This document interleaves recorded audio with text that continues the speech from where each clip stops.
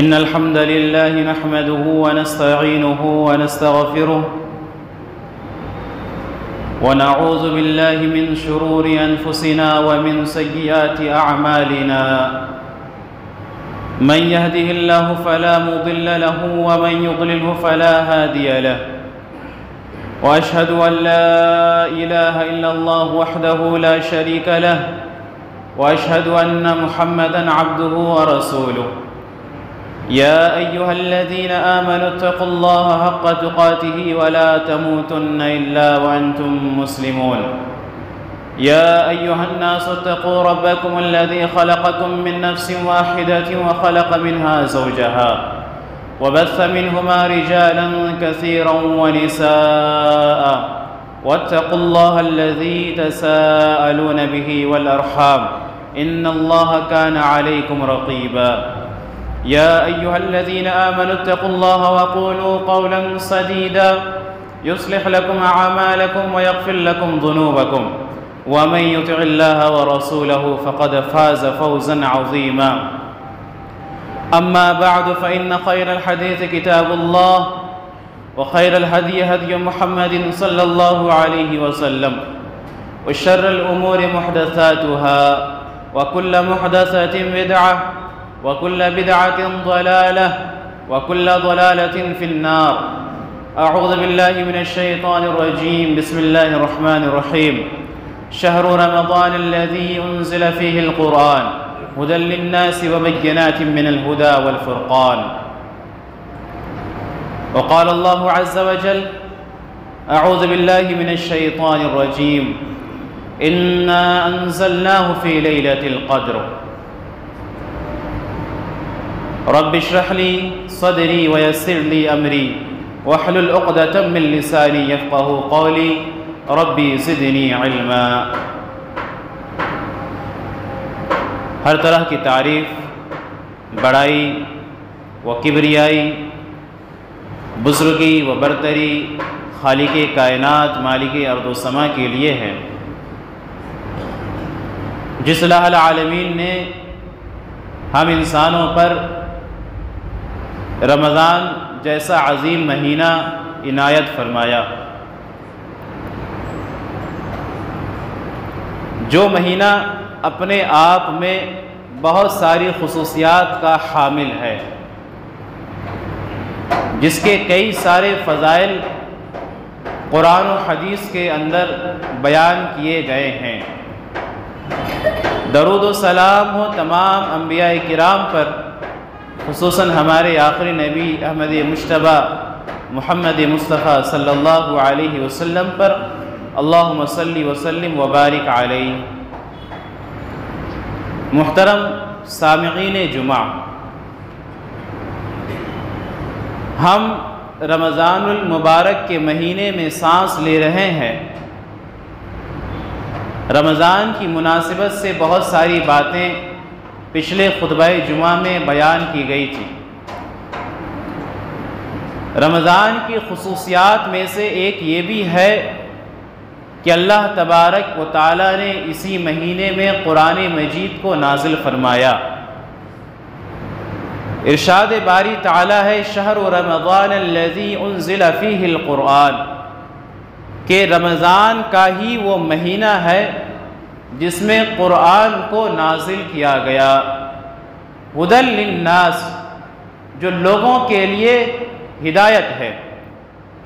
وبینات من الہدی والفرقان، اور اس کے اندر کھلی نشانیاں ہیں، واضح آیتیں ہیں جو حق اور باطل کے درمیان تمیز کرتی ہیں۔ اور اسی مہینے کی ایک رات میں اللہ تبارک و تعالیٰ نے مکمل قرآن کو آسمان دنیا پر لا رکھا، نازل کر دیا، اور وہ رات تھی لیلۃ القدر کی۔ اللہ تبارک و تعالیٰ ارشاد فرماتا ہے انا انزلناہ فی لیلۃ القدر، کہ ہم نے اسے لیلۃ القدر میں نازل فرمایا۔ اور جب یہ مہینہ داخل ہوتا تھا تو اللہ کے نبی صلی اللہ علیہ وسلم خیر کے کام میں سبقت کرنے والوں میں سے ہو جاتے تھے۔ آپ صلی اللہ علیہ وسلم کی مثال اس طرح سے دی جاتی تھی کہ آپ تیز و تند ہوا سے بھی زیادہ تیز اس مہینے کے اندر خیر کے کاموں کو بجا لاتے تھے۔ حضرت عبداللہ ابن عباس رضی اللہ تعالی عنہما سے روایت ہے کہ اللہ کے نبی صلی اللہ علیہ وسلم سب سے زیادہ خیر کے کام کرنے والے تھے، اور جب رمضان کا مہینہ داخل ہوتا آپ صلی اللہ علیہ وسلم کی ملاقات جبریل امین علیہ السلام سے ہوتی تو آپ صلی اللہ علیہ وسلم خیر کے کاموں میں اور اضافہ کر دیتے تھے، اور آپ ہر رات جبریل امین علیہ السلام کو قرآن سنایا کرتے تھے۔ تو یہ وہ مہینہ ہے جو قرآن کا مہینہ ہے، جو خیر و بھلائی کا مہینہ ہے، جس میں ہمیں چاہیے کہ ہم دیگر مہینوں کے بنسبت اس مہینے میں بھلائیاں زیادہ کر دیں، ہم خیر کے کام زیادہ کریں، قرآن سے اپنا تعلق جوڑیں، قرآن کی تلاوت کو اپنا اڑنا بچھونا بنائیں، اس کے احکام کو اپنی زندگی میں نافذ کریں۔ یہ رمضان کا مہینہ قرآن کا مہینہ ہے، یہ رمضان کا مہینہ اللہ تبارک و تعالیٰ کی عبادت کا مہینہ ہے۔ وہ قرآن مجید جس کے بے شمار فضائل اللہ تبارک و تعالیٰ نے خود قرآن کے اندر بیان فرمایا، اور اللہ کے نبی صلی اللہ علیہ وسلم نے اپنی احادیث کے اندر بیان فرمایا۔ قرآن کے بارے میں اللہ تبارک و تعالیٰ کا یہ فرمانا کہ یہ قرآن مجید اللہ تبارک و تعالیٰ کا کلام ہے، کتنی بڑی بات ہے ہم انسانوں کے لیے کہ ہمارے سامنے جو مصحف کھلا رہتا ہے، ہم جس کی تلاوت کر رہے ہوتے ہیں، وہ 7 آسمانوں کے اوپر سے عرش پر موجود الہ العالمین کا کلام ہے، جسے ہم اور آپ جس کی تلاوت کر رہے ہوتے ہیں۔ ہمارا تعلق اللہ تبارک و تعالیٰ سے جڑتا ہے، ہم اللہ تبارک و تعالیٰ کے احکام کو پڑھ رہے ہوتے ہیں، اللہ تبارک و تعالیٰ سے گفتگو کر رہے ہوتے ہیں کہ اللہ تبارک و تعالیٰ نے اس قرآن مجید کے اندر ہم سے کیا فرما رہا ہے، الہ العالمین ہم سے کن باتوں کا مخاطب ہے، کون سے احکام ہمارے لیے جاری کر رہا ہے، کن باتوں سے ہمیں منع فرما رہا ہے۔ اللہ تبارک و تعالیٰ ارشاد فرماتا ہے تبارک الذی نزل الفرقان علی عبدہ لیکون للعالمین نذیرا، کہ بابرکت ہے وہ ذات جس نے اپنے بندے پر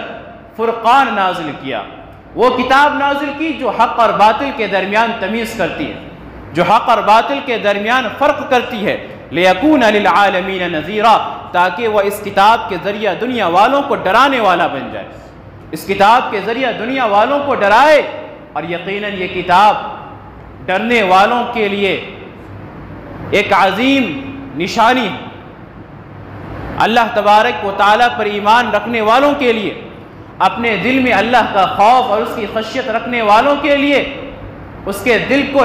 لرزا دینے والی کتاب ہے کہ جب ایک مومن اللہ کی اس کتاب کو پڑھتا ہے، اس کے احکام کو پڑھتا ہے، اس کی آیتوں میں غور و فکر کرتا ہے، اس کے حلال و حرام کی تمیز کرتا ہے، اس کے جنت اور جہنم کی صفات کو دیکھتا ہے، تو وہ مومن اپنی آنکھیں کھولتا ہے، اپنے دل کو اپنے دل سے ڈرتا ہے کہ وہ اللہ تبارک و تعالیٰ کے کلام کی تلاوت کر رہا ہے۔ اور ایک ایسی کتاب جس کے بارے میں اللہ تبارک و تعالیٰ نے یہ ارشاد فرمایا قُلْ لَئِنِ اجْتَمَعَتِ الْإِنسُ وَالْجِنُّ عَلَىٰ أَن يَأْتُوا بِمِثْلِ هَٰذَا الْقُرْآنِ لَا يَأْتُونَ بِمِثْلِهِ وَلَوْ كَانَ بَعْضُهُمْ لِبَعْضٍ ظَهِيرًا، کہ نبی صلی اللہ علیہ وسلم آپ کہہ دیجئے اگر تمام انسان اور تمام جنات مل کر اس قرآن جیسی قرآن لانا چاہے تو وہ اس کی طاقت نہیں رکھ سکتے۔ قرآن کو نازل ہوئے 1450 سال کا عرصہ گزر گیا، اللہ تبارک و تعالیٰ کا یہ چیلنج ابھی تک باقی ہے کہ اللہ تبارک و تعالیٰ کی اس جیسی کتاب اگر کوئی شخص یا ایک شخص کی بات نہیں ہو رہی ہے، اگر تمام انسانیت مل کر، تمام جنوں کی جماعت مل کر اس کتاب جیسی کتاب لانی چاہے تو وہ اس کی طاقت نہیں رکھتی۔ یہ دونوں آپس میں ایک دوسرے کی مدد کر لیں، ایک دوسرے کا سہارا بن جائیں، لیکن وہ اللہ کے کلام جیسا کلام نہیں لا سکتے۔ تو ہمیں اپنی آنکھیں کھولنے کی ضرورت ہے کہ ہم ایک ایسی کتاب کو پڑھنے والے ہیں، ہمارے درمیان ایک ایسی کتاب نازل کی گئی ہے جس کتاب کے مثل اس دنیا کے اندر کوئی دوسری کتاب موجود نہیں ہے، جس کتاب کے مثل کیا اس کے آیتوں جیسی کوئی دوسری آیت اس کائنات کے اندر موجود نہیں ہے، یا اس کے ایک آیت بھی کسی انسان یا جنات کے بس کے باہر ہے کہ وہ اس جیسی ایک آیت لا سکے۔ لوگوں نے بہت کوشش کی، لیکن یہ تمام کوششیں بس ان کی شرارتیں تھیں، یہ ان کی بدماشیاں تھیں، یہ ان کا اٹکل پچھو تھا جس کے بنا پر انہوں نے طرح طرح کے الفاظ گڑھے۔ تو یہ قرآن جس کی ہم تلاوت کرتے ہیں ایک ایسی کتاب ہے جو اللہ تبارک و تعالیٰ کی طرف سے نازل کی گئی، اور ایک ایسی کتاب ہے جس کے مثل اس دنیا کے اندر کوئی دوسری کتاب موجود نہیں۔ اور جس شخص نے قرآن مجید کو اپنی زندگی کا لائحہ عمل بنا لیا، جس شخص نے قرآن مجید کو اپنا سہارا بنا لیا، اس کو اور کسی دوسرے سہارے کی ضرورت نہیں پڑتی ہے۔ جس نے قرآن مجید کے ساتھ اپنا رشتہ مضبوط کر لیا، اسے کسی اور رشتے کی ضرورت نہیں پڑتی ہے۔ جس نے قرآن مجید کے احکام کو اپنی زندگی میں نافذ کیا، اسے کسی اور کے حکموں کی پرواہ نہیں ہوتی ہے۔ یہ قرآن مجید اللہ تبارک و تعالیٰ نے ایسی حالات میں اللہ کے نبی صلی اللہ علیہ وسلم پر نازل فرمائی۔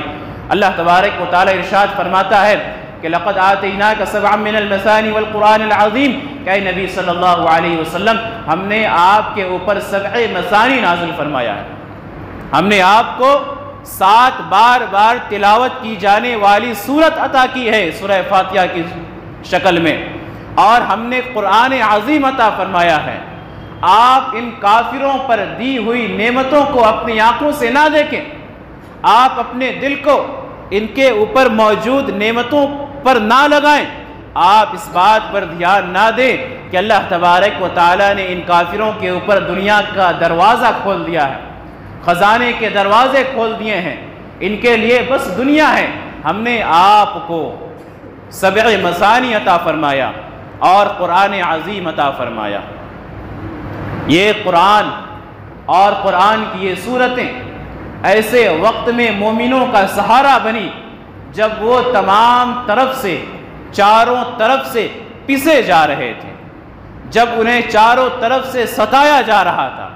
جب انہیں چاروں طرف سے بے یار و مددگار چھوڑ دیا گیا تھا، تو اللہ تبارک و تعالیٰ نے قرآن کی انہی چند آیتوں کے بنا پر ان کو تسلی دی، ان کی حوصلہ افزائی فرمائی، ان کو بشارتیں سنائی، ان کو یقین دہانی دلائی کہ یہ عارضی اوقات ہے، یہ چند دنوں کا معاملہ ہے جو یقیناً چھٹنے والا ہے، اور انہی کے بھروسے صحابہ کرام اللہ تبارک و تعالیٰ کے دین کی تبلیغ میں لگے رہے۔ یہ تمام چیزیں قرآن کی آیتوں کے بدولت ہوئیں کہ صحابہ کرام کے دلوں میں تسلیاں پیدا ہوئیں، صحابہ کرام کے دلوں میں خود اعتمادی پیدا ہوئی،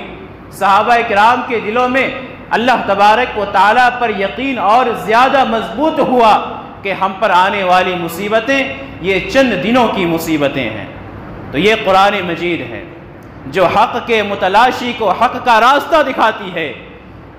جو گناہ سے تائب ہو کر آنے والے کو اپنی پناہ دیتی ہے، جو اللہ تبارک و تعالیٰ کی معرفت حاصل کرنے والے کو اللہ تبارک و تعالیٰ کی معرفت سے نوازتی ہے۔ اور اللہ تبارک و تعالیٰ نے اس کے بارے میں ارشاد فرمایا کہ یہ قرآن ایک ایسی کتاب ہے، ان ھذا القرآن یہدی للتی ہی اقوم، کہ جو انسانوں کو سیدھے راستے کی رہنمائی کرتی ہے۔ اس کائنات کے اندر کسی دوسری کتاب کے بارے میں نہیں کہی جا سکتی کہ اس کی ہر بات سچی ہے، اس کی ہر بات لینے کے لائق ہے، سوائے قرآن مجید کے، کہ جس کے بارے میں انسان برملا کہتا ہے کہ اس کی ہر آیتیں سچی ہے، اس کی ہر آیتوں کو اپنی زندگی میں نافذ، اس کی ہر آیتیں اپنی زندگی میں نافذ کرنے کے لائق ہے۔ یہ قرآن کا مقام ہے۔ اور اللہ تبارک و تعالیٰ نے قرآن مجید میں ارشاد فرمایا لقد جاءکم نور و کتاب مبین، کہ اللہ تبارک و تعالیٰ کی طرف سے تمہارے لیے روشنی اور واضح کتاب آ چکی ہے۔ اس کتاب کے ذریعے اللہ تبارک و تعالیٰ حق کے متلاشی کو، اللہ تبارک و تعالیٰ کی رضا کے طلبگار کو ہدایت عطا فرماتا ہے۔ یہ ہے وہ قرآن مجید کہ جو اپنے پڑھنے والوں کا ساتھ نہیں چھوڑتا، جو اپنے سے چمٹے رہنے والوں کے ساتھ جڑا رہتا ہے، جو اپنا حق ادا کرنے والوں کو تھامتا ہے، ان کو بلندی سے سرفراز کرتا ہے۔ لیکن یہی وہ قرآن مجید ہے جو اپنے سے ناطہ توڑنے والوں کا ساتھ چھوڑ دیتا ہے، جو اپنے آپ کا حق ادا نہیں کرنے والوں کو بے یار و مددگار چھوڑ دیتا ہے۔ اللہ تبارک و تعالیٰ نے ارشاد فرمایا یضل بہ کثیرا ویہدی بہ کثیرا، کہ اللہ تبارک و تعالیٰ اسی قرآن کے ذریعہ بہت سارے لوگوں کو گمراہ کرتا ہے اور بہت سارے لوگوں کو ہدایت کا راستہ دکھاتا ہے۔ آج ہمیں ہدایت چاہیے تو ہمیں اپنا رشتہ قرآن کے ساتھ مضبوط کرنا ہوگا۔ ہمیں دنیا کے اندر ترقی چاہیے تو ہمیں اپنا رشتہ قرآن کے ساتھ مضبوط کرنا ہوگا۔ اگر ہم نے قرآن سے اپنا ناطہ نہ جوڑا، اگر ہم نے قرآن سے اپنا تعلق استوار نہ کیا تو یہ قرآن ہمیں عروج سے زوال پر لا پٹکے گی، ہمیں آسمان سے زمین پر لا چھوڑے گی۔ ہم اسلاف کی زندگی کو دیکھیں، ہم صحابہ کرام کی حالات کا جائزہ لیں کہ صحابہ کرام نے قرآن کو اپنی عملی زندگی میں نافذ کیا۔ صحابہ کرام کے بارے میں یہ آتا تھا کہ وہ جب 10 آیتوں کو سیکھ جاتے تھے تو 11ویں آیت پر نہ بڑھتے تھے، یہاں تک کہ وہ ان 10 آیتوں کو مکمل طور پر سیکھتے، مکمل طور پر اس کا علم حاصل کرتے، اس کا فقہ حاصل کرتے اور اسے اپنی زندگی میں نافذ کرتے۔ حضرت عمر بن خطاب رضی اللہ تعالیٰ عنہ کے بارے میں آتا ہے کہ انہوں نے خود بیان فرمایا کہ مجھے سورہ بقرہ کو سیکھنے میں 8 سال کا وقفہ لگا۔ 8 سال، یہ معمولی مدت نہیں ہے، یہ معمولی مدت نہیں ہے 8 سال کا وقفہ۔ یہ صحابہ کرام کا تعلق تھا قرآن کے ساتھ، انہوں نے اپنا رشتہ قرآن سے جوڑا تو قرآن نے ان کو دنیا کے اندر ترقی کے منازل طے کرائے، قرآن نے ان کو سربلندی عطا فرمائی، قرآن نے ان کو جگہ جگہ فتح و کامرانی عطا فرمائی۔ اور آج ہم نے قرآن کو چھوڑا تو ہم جگہ جگہ ذلیل و خوار ہو رہے ہیں۔ اللہ کے نبی صلی اللہ علیہ وسلم کے گئے ہوئے ابھی 50 سال کا عرصہ بھی نہیں گزرا تھا، نصف صدی بھی نہیں گزری تھی کہ مسلمانوں کی جماعت نے آدھی دنیا پر قبضہ کر لیا، مسلمانوں کی جماعت نے آدھی دنیا کو اپنے شکنجے میں لے لیا، فتح کر لی اور ان تمام علاقوں میں قرآن کی تعلیمات کو عام کیا۔ یہ تمام کے تمام کس وجہ سے ہوئی؟ یہ صرف اور صرف اللہ کی کتاب کو مضبوطی سے تھامنے اور اس کے ساتھ اپنا رشتہ جوڑنے کی بنا پر ہوئی۔ اس کے بعد آج ہماری اور آپ کی جو حالت ہے وہ تمام لوگوں کے سامنے آیا ہے، تمام لوگوں کے سامنے واضح ہیں، دنیا والوں کے سامنے واضح ہیں۔ اور واضح کیوں نہ ہو کہ ہم نے جب قرآن کو چھوڑا تو ہم ذلت اور رسوائی کے گڑھے میں جا گرے۔ دنیا والے دیکھ رہے ہیں کہ یہ ایسی قوم ہے جس کا اپنے مذہبی کتاب سے کوئی واسطہ نہیں، یہ ایسی قوم ہے جنہوں نے اپنے مذہبی کتاب کو چھوڑ دیا، یہ ایسی قوم ہے جن کے اسلاف نے اپنے مذہبی کتاب سے ترقی کے منازل طے کیے اور انہوں نے اسے بہت ہیچ سمجھ کر یہ پستی کے منازل طے کر رہی ہے۔ یہ ہمارا اور آپ کا قرآن کے ساتھ معاملہ ہے۔ جو ہدایت کے لیے بھیجی گئی تھی ہم نے اس قرآن مجید کو ایصال و ثواب کے لیے رکھ چھوڑا ہے۔ جو قرآن مجید ہم زندوں کو صحیح راستہ دکھانے کے لیے عطا کی گئی تھی، ہم نے اس قرآن کو مردوں کے لیے ایصال و ثواب کے لیے رکھ چھوڑا ہے۔ جس قرآن کو اللہ تبارک و تعالیٰ نے ہمارے دلوں کو مزین کرنے کے لیے نازل کیا تھا، آج اس قرآن کو ہم نے اپنی الماریوں کا زینت بنا دیا ہے۔ جو قرآن مجید ہماری آخرت کو سنوارنے کے لیے آئی تھی، آج اس قرآن مجید کو ہم نے اپنی تجارت کا دھندا بنا لیا ہے۔ جس قرآن مجید کے بارے میں اللہ تبارک و تعالیٰ نے ارشاد فرمایا یا ایھا الناس قد جاءتکم موعظۃ من ربکم وشفاء لما فی الصدور، کہ اے لوگو تمہارے طرف اللہ تبارک و تعالیٰ کی جانب سے ایک واضح نصیحت آئی ہوئی ہے، وشفاء لما فی الصدور، اور دلوں کی بیماری کے لیے شفا اللہ تبارک و تعالیٰ نے نازل فرمایا۔ جس قرآن کو اللہ نے شفا کے طور پر نازل کیا تھا آج اس قرآن کو ہم نے تعویذ گنڈا بنا کر اپنے گلوں میں، اپنے بازوؤں میں، اپنے کمر میں لگا لیا ہے۔ اس طریقے سے ہم نے قرآن کی بے حرمتی کی اور ہم قرآن کی توہین کر رہے ہیں۔ اللہ تبارک و تعالیٰ نے قرآن مجید کے بارے میں ایک اور اہم ذمہ داری اپنے اوپر لی ہے۔ قرآن سے پہلے اس دنیا کے اندر جتنی بھی آسمانی کتابیں نازل کی گئی وہ تمام کے تمام تحریف کر دی گئی، تبدیل کر دی گئی۔ اس وقت کے علماء کرام نے یا اس وقت کے عالموں نے، اس وقت کے لوگوں نے ان کتابوں کے اندر اپنے من سے احکامات کو لکھا، جو احکام ان کے نفس کے خلاف ہوتا تھا اسے مٹا دیتے، اسے ختم کر دیتے، اور جس حکم پر ان کا نفس آمادہ ہوتا تھا عمل کرنے کے لیے اپنے طور پر گڑھ کر ان کتابوں کے اندر لکھ ڈالتے تھے۔ لیکن قرآن کے ساتھ ایسا معاملہ کبھی نہیں ہوگا، قرآن کے ساتھ ایسی حرکت کبھی نہیں کی جائے گی۔ اللہ تبارک و تعالیٰ نے ارشاد فرمایا اِنَّا نَحْنُ نَزَّلْنَا الذِّكْرَ وَإِنَّا لَهُ لَحَافِظُونَ، کہ ہم نے قرآن مجید کو نازل کیا ہے اور ہم ہی اس کی حفاظت کرنے والے ہیں۔ اس کے حفاظت کی ذمہ داری ہمارے اوپر ہے۔ آج آپ دنیا میں نظر دوڑائیے کہ جب سے قرآن مجید نازل کی گئی،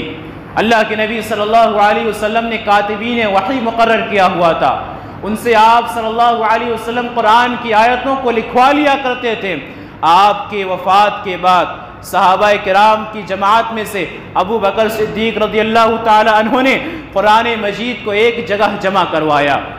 زید بن ثابت رضی اللہ تعالی عنہ کو یہ ذمہ داری سونپی گئی۔ حضرت عثمان ابن عفان رضی اللہ تعالی عنہ کے دور خلافت میں آپ نے قرآن مجید کا ایک نسخہ لکھوایا اور اس نسخے کو معتمد قرار دے کر مختلف بلاد اسلامیہ میں وہ تمام نسخے کاپی کروا کر بھیج دیے۔ آج آپ مشرق سے قرآن اٹھائیں، آپ مغرب سے قرآن اٹھا کر دیکھیں، ان دونوں میں آپ موازنہ کریں، ان دونوں کے اندر جملوں کا، الفاظ کا فرق تو دور، ایک زبر اور زیر کا فرق آپ کو دیکھنے کو نہ ملے گا۔ اس طریقے سے اللہ تبارک و تعالیٰ نے قرآن مجید کی حفاظت کی۔ اور اس کے علاوہ بے شمار ایسے لوگ اس دنیا کے اندر موجود ہیں جن کے سینوں میں مکمل قرآن مجید چھپا ہوا ہے، جو آپ کو ایک بیٹھک میں قرآن مجید شروع سے آخر تک سنا سکتے ہیں۔ اور یہ سلسلہ اس وقت سے اب تک چلا آ رہا ہے کہ قرآن کو حفظ کرنا لوگ اپنے لیے باعث فخر اور باعث شرف سمجھتے ہیں، اور لوگ یہ خواہش رکھتے ہیں کہ وہ حافظ قرآن ہو، یا وہ نہیں تو کم سے کم ان کے بچے حافظ قرآن ہو۔ اس طرح سے اللہ تبارک و تعالیٰ نے قرآن مجید کی حفاظت کی۔ اِنَّا نَحْنُ نَزَّلْنَا الذِّكْرَ وَإِنَّا لَهُ لَحَافِظُونَ، کہ ہم نے ہی قرآن مجید کو نازل کیا اور ہم ہی اس کی حفاظت کرنے والے ہیں۔ اسی طریقے سے اگر کوئی شخص قرآن مجید کی تلاوت کرتا ہے، قرآن مجید کو پڑھتا ہے، تو اللہ کے نبی صلی اللہ علیہ وسلم نے اس کے لیے اس طریقے سے اجر و ثواب گنایا۔ بیان کرتے ہیں حضرت عبداللہ ابن مسعود رضی اللہ تعالیٰ عنہ راوی حدیث ہیں کہ اللہ کے نبی صلی اللہ علیہ وسلم نے ارشاد فرمایا من قرأ حرفا من کتاب اللہ فلہ بہ حسنہ، تو جس نے اللہ تبارک و تعالیٰ کی کتاب سے ایک حرف کی تلاوت کی اس کے لیے ایک نیکی ہے۔ والحسنۃ بعشر امثالها، اور اللہ کے یہاں ایک نیکی کا ثواب ایک نیکی نہیں لکھا جاتا، اللہ کے یہاں ایک نیکی کا ثواب کم سے کم 10 نیکیاں لکھی جاتی ہیں، زیادہ سے زیادہ کی کوئی حد مقرر نہیں ہے،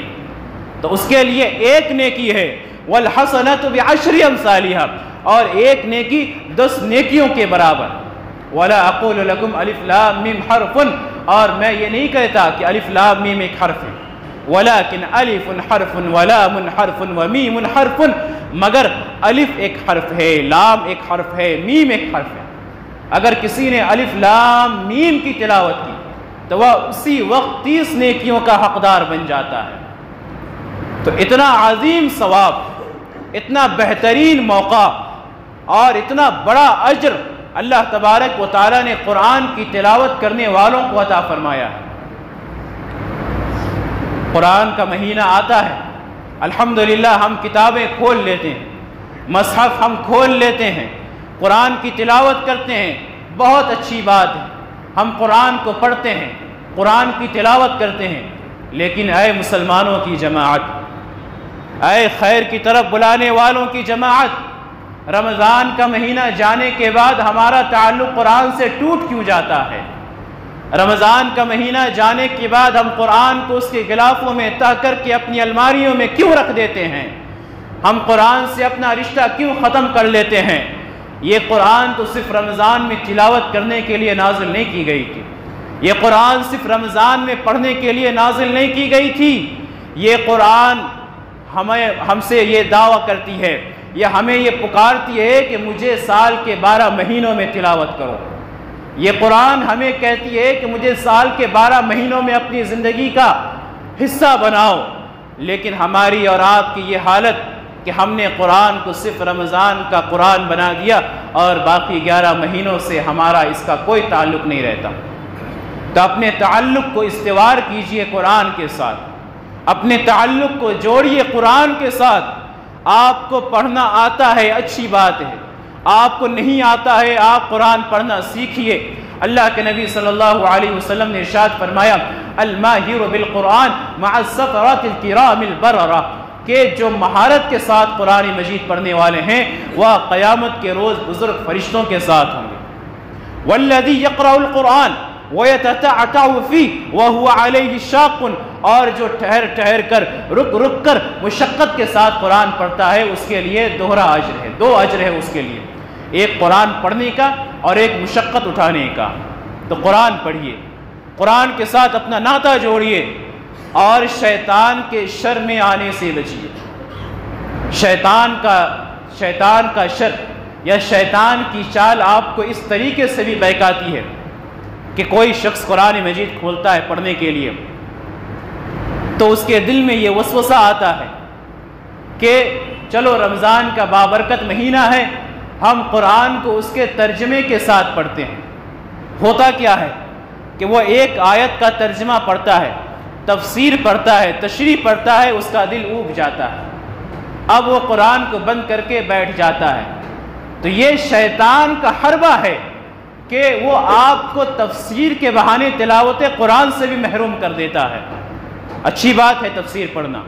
لیکن تفسیر اور توضیح اور تشریح پڑھنے کے لیے سال کے اور 11 مہینے ہیں، ان مہینوں میں ہمیں قرآن مجید کے ساتھ اسی طریقے سے ناطہ جوڑنا ہے کہ ہم قرآن مجید کو سمجھیں، ہم پڑھیں۔ ان مہینوں میں اگر ہم نے قرآن کو ترجمہ کے ساتھ تفسیر کے ساتھ پڑھا ہوگا تو اس رمضان کے بابرکت مہینے میں جب ہم قرآن کی تلاوت کر رہے ہوں گے تو اس کے مفاہیم، اس کے معانی، قرآن کے موضوع ہمارے ذہنوں میں ابھر کر آئے گا کہ اس صفحہ میں اللہ تبارک و تعالیٰ یہ باتیں بیان فرما رہا ہے۔ تلاوت بھی ہو جائے گی اور وہ معانی بھی ہمارے ذہن میں تازہ ہو جائے گا، اس کی تجدید ہو جائے گی۔ تو اپنے آپ کو قرآن کے ساتھ جوڑیے، قرآن کی تلاوت کیجئے۔ اگر آپ کو قرآن پڑھنا آتا ہے اچھی بات ہے، ورنہ قرآن پڑھنا سیکھیے۔ آج مسلمانوں کی حالت پر افسوس ہوتا ہے کہ ہمیں ڈھنگ سے قرآن مجید پڑھنا نہیں آتا، ہمیں قرآن کے مخارج ادا کرنے نہیں آتے، ہمیں اس کی تجوید کے بارے میں علم نہیں ہے، کہاں ٹھہرنا ہے کہاں نہیں ٹھہرنا ہے اس کے بارے میں ہمیں جانکاری نہیں ہے۔ تو یہ مسلمانوں کی کتاب ہے، یہ عالم اسلام کی کتاب ہے، یہ انسانیت کے لیے ہدایت کی کتاب ہے۔ ہمیں چاہیے تھا کہ ہم اس قرآن مجید کو پڑھنا سیکھتے، ہم بس اپنے بچوں کو مکتب میں ڈال دیتے ہیں، وہ بچے قرآن پڑھنا تیزی سے سیکھ جاتے ہیں، اس کے بعد والدین اسی خوش فہمی میں مبتلا رہتے ہیں کہ ہمارا بچہ قرآن مجید اسپیڈ سے پڑھ رہا ہے، کیسا پڑھ رہا ہے، کیا پڑھ رہا ہے، اس کا معنی کہیں بدل تو نہیں جا رہا، اس کی کوئی پرواہ نہیں ہوتی۔ پرواہ بھی کیسے ہو کہ ہمیں خود قرآن مجید پڑھنا نہیں آتا۔ تو اپنے آپ کو قرآن کے ساتھ جوڑیے، قرآن کا حق ادا کیجئے۔ یہ اللہ تبارک و تعالیٰ کی کتاب ہے، اس کو تنہا نہ چھوڑیے، اسے اپنی زندگی سے خارج نہ کیجئے، ورنہ اللہ کے نبی صلی اللہ علیہ وسلم قیامت کے روز یہ شکایت کریں گے، وقال الرسول یا رب ان قوم اتخذوا هذا القرآن مہجورا، کہ میرے پروردگار میرے اس قوم نے میری قرآن مجید کو چھوڑ دیا تھا، قرآن مجید کی تلاوت نہیں کرتے تھے، یا تلاوت تو کرتے تھے لیکن اس کا حق ادا نہیں کرتے تھے، تلاوت تو کرتے تھے لیکن اس کے معنی اور مفاہیم کو سمجھتے نہیں تھے، یا معنی اور مفاہیم کے ساتھ قرآن تو پڑھتے تھے لیکن اس کے احکام کو اپنی زندگی میں نافذ نہیں کرتے تھے، اس کے حلال کو حلال اور اس کے حرام کو حرام نہیں سمجھتے تھے۔ تو یہ چھوڑنے کے اتنے سارے معانی ہیں، تو اپنے آپ کو ان لوگوں میں شامل نہ کروائیں جن کے خلاف اللہ کے نبی صلی اللہ علیہ وسلم شکایت کر رہے ہوں گے۔ اتنی عظیم کتاب کہ بیشتر صحابہ کرام کے ایمان لانے کا ذریعہ یہ کتاب بنی۔ حضرت عمر فاروق رضی اللہ تعالیٰ عنہ کے بارے میں یہ بات مشہور ہے کہ انہوں نے اپنے ہاتھوں میں تلوار تھاما، وہ نکل پڑے اللہ کے نبی صلی اللہ علیہ وسلم کو قتل کرنے کے لیے۔ جب پہنچتے ہیں گھر پر تو قرآن کی صدائیں آ رہی ہوتی ہیں، ان کی بہن اور ان کے بہنوئی دیکھتے ہیں کہ عمر فاروق آ چکے ہیں، وہ قرآن کو چھپا دیتے ہیں۔ جب عمر فاروق رضی اللہ تعالیٰ عنہ گھر میں آتے ہیں، اپنی بہن کو مارتے ہیں، اپنی بہنوئی کو مارتے ہیں۔ مختصر قصہ یہ ہے۔ پھر کہتے ہیں کہ بتاؤ تم کس چیز کی تلاوت کر رہے تھے؟ ان کے سامنے جب قرآن کی چند آیتیں تلاوت کی جاتی ہیں تو عمر فاروق رضی اللہ تعالیٰ عنہ کہتے ہیں کہ خدا کی قسم یہ کسی انسان کا کلام نہیں ہو سکتا، یہ کسی انسان کی تخلیق کردہ چیز نہیں ہو سکتی، یہ انسان کے علاوہ کوئی دوسری ذات ہے جس نے اس قرآن مجید کو لکھا، اس قرآن مجید کو نازل فرمایا۔ اسی طریقے سے مصعب ابن عمیر رضی اللہ تعالیٰ عنہ کہ ان کو مدینہ کے اندر دعوت و تبلیغ کی ذمہ داری سونپی گئی تھی، وہ اسعد ابن زرارہ کے ساتھ مدینہ کے دو سردار سعد ابن عبادہ اور اسید ابن حضیر کے پاس جاتے ہیں اور ان کو اسلام کی دعوت دیتے ہیں۔ ان دونوں کا طرز عمل کیا تھا؟ یہ کہتے ہیں بڑے سخت انداز میں کہ آپ یہاں سے چلے جائیے ورنہ آپ کو قتل کر دیا جائے گا۔ مصعب ابن عمیر رضی اللہ تعالیٰ عنہ کہتے ہیں کہ میں چلا جاؤں گا لیکن جانے سے پہلے آپ چند کلمات سن لیجئے، اگر آپ کو پسند آئے تو قبول کرنا، آپ کو پسند نہ آئے تو ہم یہاں سے چلے جائیں گے۔ وہ دونوں ان دونوں کو قرآن مجید کی آیتیں سناتے ہیں۔ یہ دونوں اسی مجلس میں اسی وقت اسلام کے دائرے میں داخل ہو جاتے ہیں۔ یہ ہے قرآن کی تاثیر، یہ ہے قرآن کا اثر کہ جب شاہ نجاشی کے دربار میں شاہ نجاشی کہتا ہے کہ تمہارا نبی کس بات کی تعلیم دیتا ہے تو جعفر رضی اللہ تعالیٰ عنہ ان کے سامنے قرآن کی آیتوں کی تلاوت کرتے ہیں۔ شاہ نجاشی رونے لگتا ہے، اس کے حواری رونے لگتے ہیں اور یہ کہتے ہیں کہ خدا کی قسم یہ وہی کلام ہے جس کے جو موسیٰ علیہ السلام پر نازل کیا گیا تھا، یا جس کے نازل کرنے والے موسیٰ علیہ السلام اور اللہ کے نبی صلی اللہ علیہ وسلم پر یہ دونوں ذات ایک ہی ہے۔ تو یہ قرآن کی تاثیر ہے، یہ قرآن کا اثر ہے انسان کے دلوں پر۔ بس ہمیں اپنے دل کے اندر خوف پیدا کرنی ہے، اپنے دلوں کے اندر خشیت پیدا کرنی ہے، قرآن کا احترام کرنا ہے، اسے پڑھنا ہے، اس سے نصیحت حاصل کرنی ہے۔ لیکن افسوس کہ یہ رمضان المبارک کے مہینے میں جو قرآن کا مہینہ ہے، سب سے زیادہ قرآن کی بے حرمتی اسی مہینے کے اندر کی جاتی ہے، اسی مہینے کے اندر کی جاتی ہے۔ قرآن پڑھنے والا قرآن پڑھ رہا ہے لیکن سننے والے کو پتہ نہیں چل رہا ہے کہ اس نے کن کن الفاظ کی ادائیگی سوائے یعلمون اور تعلمون کے۔ بہت سارے لوگ اپنے گھروں میں قرآن پڑھ رہے ہوتے ہیں، بے وضو ہیں اور قرآن مجید کی تلاوت چل رہی ہے۔ وہ قرآن مجید کو اس انداز سے پڑھ رہے ہیں کہ بس مقصد قرآن مجید کو مکمل کرنا ہے، ان کی ڈھنگ سے تلاوت کرنا مقصود نہیں ہوتا ہے۔ اللہ کے نبی صلی اللہ علیہ وسلم نے ارشاد فرمایا زینوا اصواتکم بالفی القرآن، کہ اپنی آواز کو قرآن مجید کے پڑھتے وقت مزین کرو۔ اور اللہ کے نبی صلی اللہ علیہ وسلم نے ارشاد فرمایا لیس منا من لم یتغن بالقرآن، کہ وہ شخص ہم میں سے نہیں جو قرآن کو ترنم کے ساتھ نہیں پڑھتا ہے۔ حضرت برا رضی اللہ تعالیٰ عنہ کہتے ہیں کہ وہ ایک مرتبہ کسی شخص کو واقعہ بیان کر رہے ہوتے ہیں کہ وہ شخص سورۃ الکہف کی تلاوت کر رہا تھا رات کے کسی تنہائی میں، کہ وہ دیکھتا ہے کہ آسمان سے بادل نما کوئی چیز نیچے اتر رہی ہے، تو وہ تلاوت کو روک دیتا ہے اس ڈر سے کہ اس کا گھوڑا بدک رہا تھا۔ وہ پھر تلاوت کرتے ہیں، پھر سے وہ چیز نیچے اتر رہی تھی، بالآخر وہ تلاوت کو ختم کر دیتے ہیں۔ اللہ کے نبی صلی اللہ علیہ وسلم کے پاس جب اس بات کو بیان کرتے ہیں تو اللہ کے نبی کہہ فرماتے ہیں کہ وہ سکینت تھی جو نازل ہو رہی تھی۔ علماء کرام نے سکینت کا مفہوم یہ بیان فرمایا ہے کہ فرشتے اطمینان کے ساتھ نازل ہوتے ہیں، سکینت کے ساتھ نازل ہوتے ہیں، جس سے پڑھنے والے کو راحت ملتی ہے۔ آج ہمیں پڑھ کر راحت کیوں نہیں ملتی؟ کیونکہ ہم اس انداز سے نہیں پڑھتے جس انداز سے پڑھنے کا مطالبہ کیا گیا ہے۔ آج بہت سارے لوگوں کو دیکھا جاتا ہے کہ وہ صرف صفحات کو پلٹتے ہیں، قرآن مجید کی تلاوت کے وقت صفحات کو پلٹتے ہیں یا اپنے من میں پڑھتے ہیں، مطالعہ کرتے ہیں۔ یہ مطالعے کی بات نہیں ہے، یہ مطالعے کی کتاب نہیں ہے، یہ قرآن مجید تلاوت کی کتاب ہے۔ آپ اپنے ہونٹوں کو حرکت دیجئے، آپ اپنی زبان سے آواز نکالیے، آپ دھیمی دھیمی آواز میں اس کی تلاوت کیجئے۔ کم سے کم آواز ایسی آنی چاہیے کہ آپ اپنی آواز سن سکیں، ورنہ ذہن میں بیٹھ کے یہ مطالعہ کرنا، اس سے وہ پڑھنے والی بات نہیں ہوئی۔ من قرأ حرفا، جس نے قرآن مجید کے ایک حرف کو پڑھا، ایک حرف کی تلاوت کی، اور تلاوت تبھی ہوگی جب آپ اپنے ہونٹوں کو حرکت دیں گے۔ آپ بآواز قرآن مجید کی تلاوت کریں گے، زیادہ اونچی آواز سے بھی نہیں کہ دوسروں کو تکلیف پہنچے، کم سے کم اتنی آواز سے کہ آپ اپنی آواز سن سکیں، تب اللہ تبارک و تعالی ہمیں ثواب سے نوازے گا۔ ورنہ ہمارا معاملہ تو اس کے بالکل بالخلاف ہے کہ لوگ تراویح کے موقع پر رمضان المبارک کے مہینے میں 3 دن کی تراویح، 1 دن کی تراویح، 6 دن کی تراویح، ان مختصر ایام میں بس مقصد یہ رہتا ہے کہ قرآن کو سرسری طور پہ دوڑا دیا جائے، قرآن کو دوڑا دیا جائے۔ ابھی کچھ دن پہلے ایک ویڈیو سامنے آئی کسی حافظ قرآن کی، نعوذ باللہ من ذالک، دیکھ کر اور سن کر بڑا افسوس ہوتا ہے کہ لوگوں نے قرآن کے ساتھ کیا معاملہ کیا ہے، قرآن کا مذاق بنا کے رکھا ہے آج امت مسلمہ نے، کہ بس تراویح کے اندر مقصد یہ ہوتا ہے کہ قرآن ختم کرنا ہے۔ اس قرآن کے الفاظ کیا ہیں آپ کو سمجھ میں نہیں آ رہی، چلیے آپ عربی دان نہیں ہیں، عربی نہیں سمجھتے، کم سے کم ایسی تلاوت ہونی چاہیے کہ قرآن کے الفاظ سمجھ میں آ جائیں کہ حافظ قرآن پڑھ کیا رہا ہے۔ لیکن آج معاملہ بالکل برعکس ہے،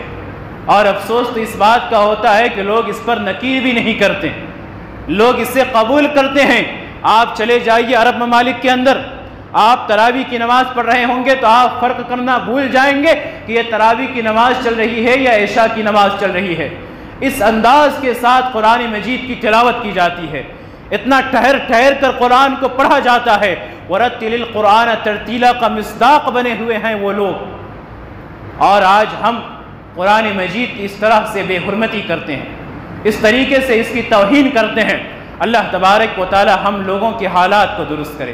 قرآن کے ساتھ ہمارے معاملات کو درست کرے، قرآن کو اپنی زندگی کا اوڑھنا بچھونا بنانے کی توفیق عطا فرمائے، قرآن کی بے حرمتی کرنے سے ہمیں محفوظ رکھے۔ جن لوگوں نے اپنی زندگی میں یا رمضان کے مہینے میں صرف یہ سوچا ہوا ہے کہ قرآن کو ختم کرنا ہے، جیسے بھی کر کے ختم کرنا ہے، اللہ ان کے حالات کو درست کرے، ان کے ارادے اور ان کے سوچ کی اصلاح کرے۔ الہ العالمین، قرآن مجید کے ساتھ ہمارا رشتہ صرف رمضان کے مہینے میں ہی نہیں ہونا چاہیے، بلکہ سال کے دیگر 11 مہینوں میں بھی مضبوط فرما۔ قرآن کے احکام کو اپنی زندگی میں نافذ کرنے کی توفیق عطا فرما، اس کے حلال کو حلال، اس کے حرام کو حرام سمجھنے کی توفیق عطا فرما۔ آمین۔ وآخر دعوانا ان الحمد للہ رب العالمین وما علینا الا البلاغ المبین۔